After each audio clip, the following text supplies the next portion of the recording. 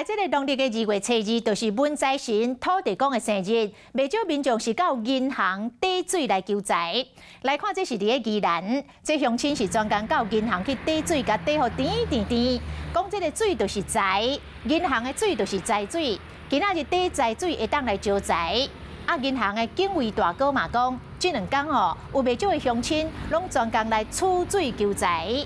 阁有民俗专家讲，把这个财水放伫厝内进门45度的角度，或者是放伫个保险箱的边啊，这招财的效果会更较好哦。啊，乡亲啊，虽然求财的撇步真多，不过心诚则灵，心诚则灵，这是上界重要的。华视新闻看起来，赶快订阅我们的华视新闻 YouTube 频道，欢迎按赞、订阅、开启小铃铛，最新最及时的资讯要提供给你。